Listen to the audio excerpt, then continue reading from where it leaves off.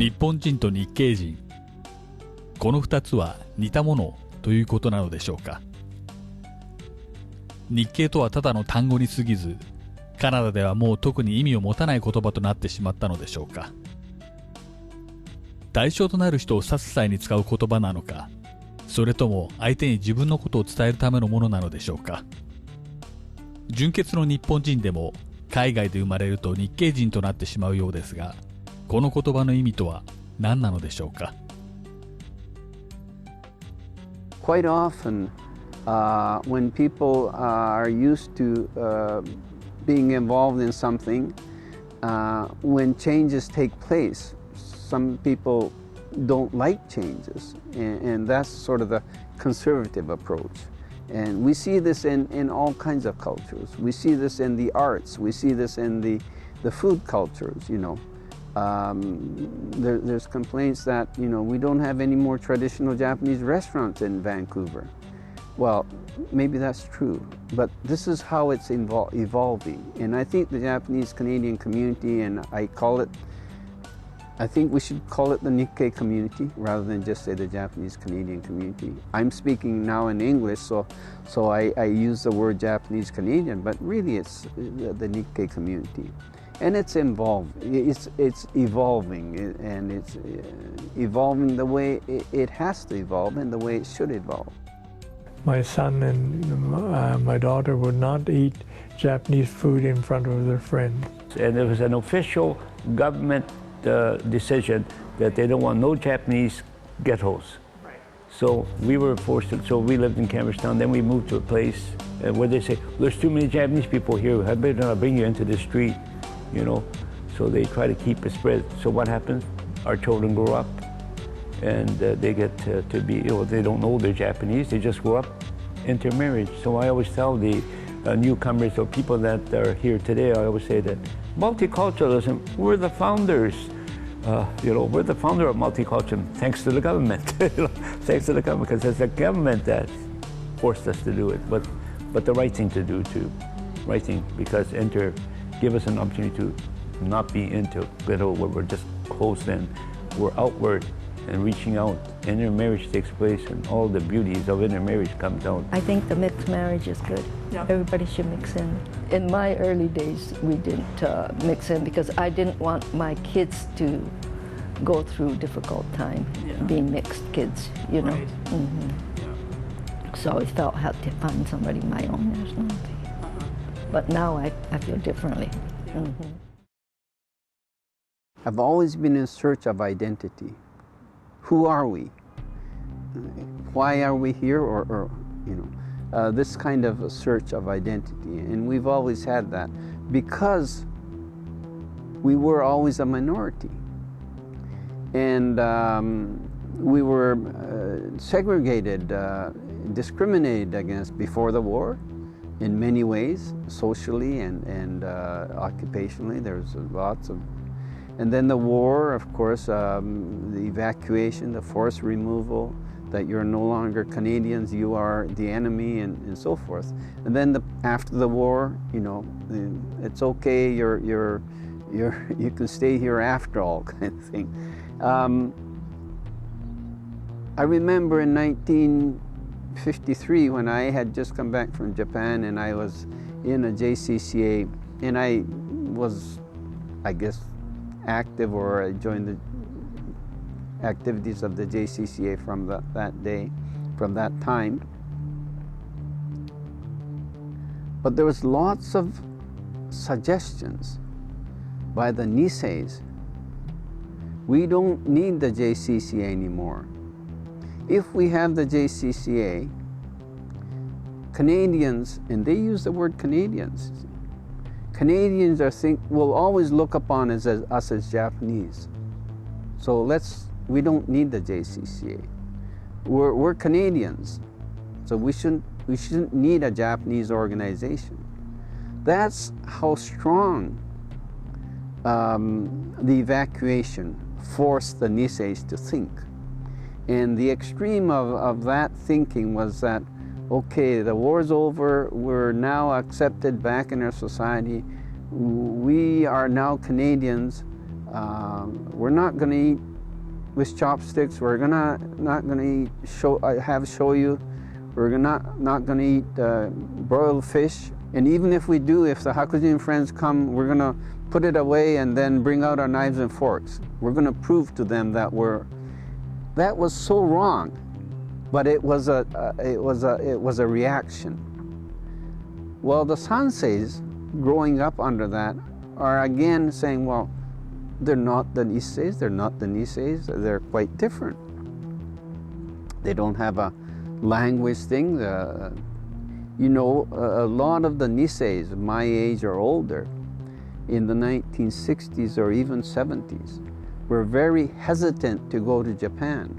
They wanted to go, and they maybe had relatives, or they maybe, but they wanted to go to the land of their ancestry, but they were hesitant, reluctant, because they didn't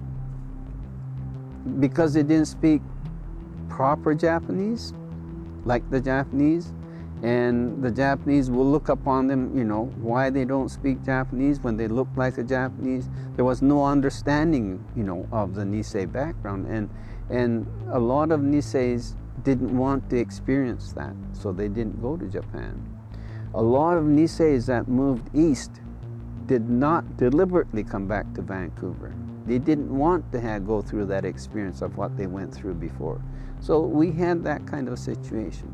So again, whether it be Issei, Nisei, Sanseis, because of what they had to go through, they were always in search of identity, whether they realized it or not. They wanted to find their place. They needed to have that.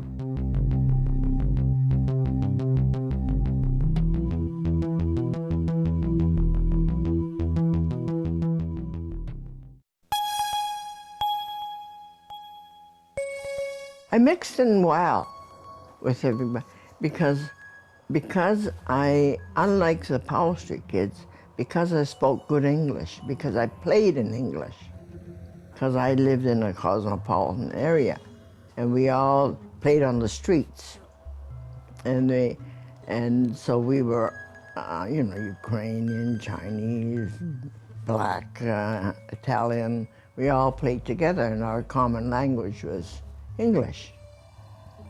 So, but when I went to Strathcona School, which is about over 50% Japanese, because they were from Powell Street, and they couldn't speak English. And they would, those kids would say, "Why are you talking to them?" And I'd say, "Why not?" They'd say, "Well, they couldn't understand because they couldn't carry on a conversation." So, no, I was different, I think. So, of course, they had me tagged as different. Just imagine when the emperor came to Toronto, listen to this, it was really something. James Hearn speaks in Japanese to welcome the emperor, and Marty Kobayashi, the president, speaks in English. Then in the 60s and 70s came the new immigrants. Not big in number, but certainly, a factor. And just to give you one example of this, one of the new immigrants, in fact, Mr. Kato was one of the original New Immigrants Association president, Mr. Kato. He passed away, but he said, "I immigrated from Japan to Canada. I like Canada. I'm going to live here. But I'm not a Canadian citizen yet. So can I join the JCCA? Because the JCCA is Japanese Canadian Citizens Association. Well, I'm not a Japanese Canadian. I'm not a citizen, but can I join the JCCA?" And I said, "Mr. Kato, anybody can join the JCCA. But you have to realize, you have to understand why Mr. Kato would have that kind of thinking." So here again, and when the early immigrants came in in the 1960s, late 1960s, the first immigrants came, I think a lot of Niseis were expecting a lot from the new immigrants. It's like we were here before, you know, our parents came here, we're the Niseis, we know Canada. So when you come to Canada, you start to speak English. You know, we want to hear you speaking English. And of course, you can't expect that from a just newly arrived person from Japan, or not only Japan, you know. They were forgetting what the Niseis went through too, you know. But that was because the Niseis were trying to be so-called good Canadians, you know, that you had to speak English, and we don't need the JCCA anymore. We're Canadians. We don't have to say we're Japanese Canadians. We're just Canadians. That's what they wanted to say. Then the new immigrants came. We're not Canadians yet, or I don't know whether then they will be. It doesn't matter. And then if you look into the 80s and 90s, there was another new wave of immigrants from the more current Japan, a little different from the early immigrants. And the children of the new immigrants were now growing up. And the children of the Sanseis, even today, I have not personally done a research, but from every part that I hear, every source that I hear, the majority of the Sanseis, as high as 70–80%, are not marrying a person of Japanese blood. Caucasian Canadians, you know, we call them Hakujin, but or are they marrying another European or another Asian person? And their children are what? Well, they're Canadians, yes. But, you know, people want to brand people into saying, okay, you're Japanese, you're Chinese. And that's what we're accustomed to. So the conservative people want to put people in a place. My daughter is married a Caucasian Canadian. My grandchildren, who are in their 20s, they don't have to, they're not put in a position where they have to think, what am I? Am I Canadian, or am I Japanese, or am I what?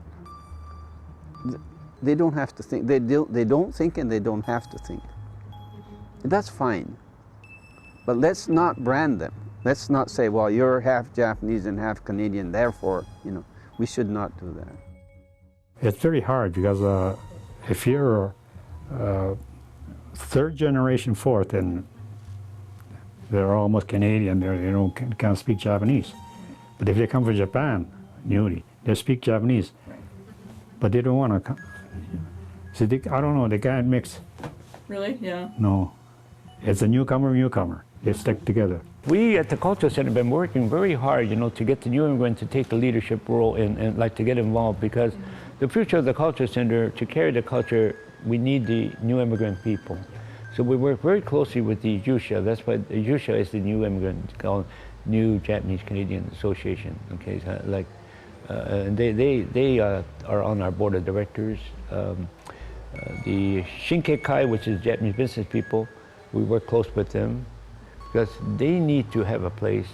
They want to make it more Japanese, but we don't want it to be converted to all Japanese speaking because it's a Japanese Canadian Culture Center. So, but it has to be bilingual. So we try to do it bilingual, you know. So we're building a good relationship, and I think we're getting out there because they're feeling more comfortable to come to the center now.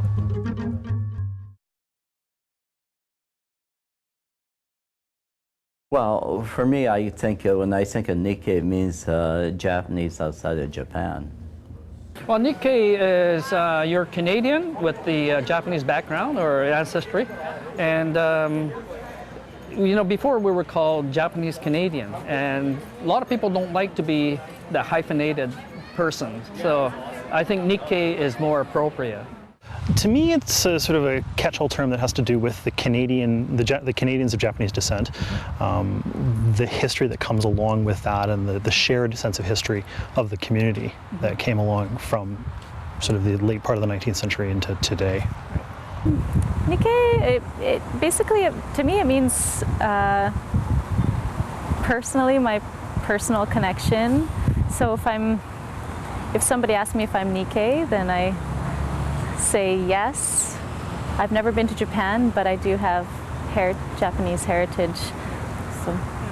Of Japanese descent, in our terms as Japanese Canadians. That is just, I think, for us, trying to retain our heritage here in Canada.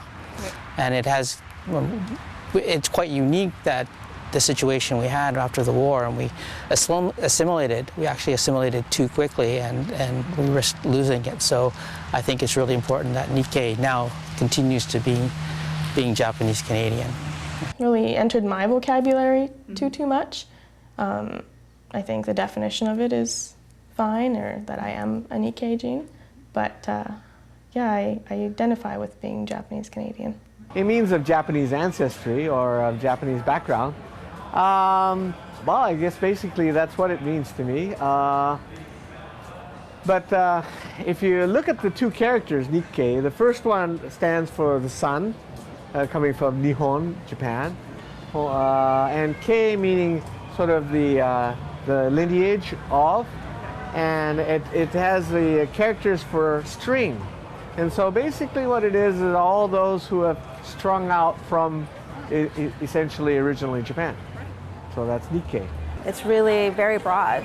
Anyone who considers themselves to be Nikkei is, and as I understand it, it's anyone who has, descendants from Japan.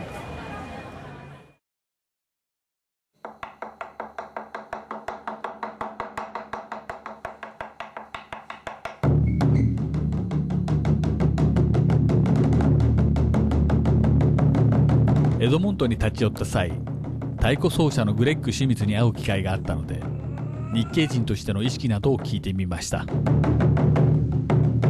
I always remember, I always thought of myself as half Japanese instead of saying, I'm a quarter German or a quarter Scottish. Mainly because maybe that's the most I am, but the last name being Japanese and me kind of always looking people, be like, what's your nationality? What are you? You're something? And so I always went to the Japanese. And yet, in our home life, Japaneseness wasn't really something that was ever present or ever, was neither here nor there. It was just was. We didn't, subscribe, let's say, to a lot of Japanese traditions in the home. My dad liked rice, so we had a lot of rice. So, and my mother learned definitely to cook a lot of Japanese foods. So we had that influence. We didn't learn to speak Japanese in the household.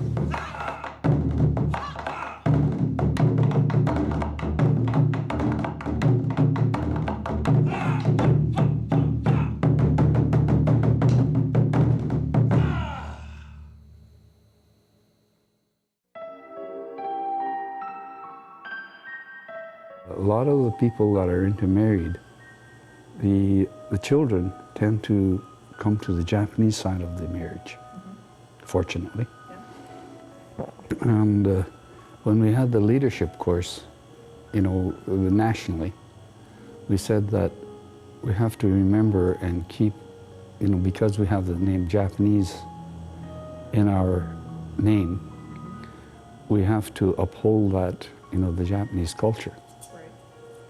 And we're starting to lose that. And if we could somehow keep all these things tied together, we put on an awful lot of conferences trying to help the associations to maintain the Japanese identity. I have grandchildren who are part Japanese, and they're very active, actually.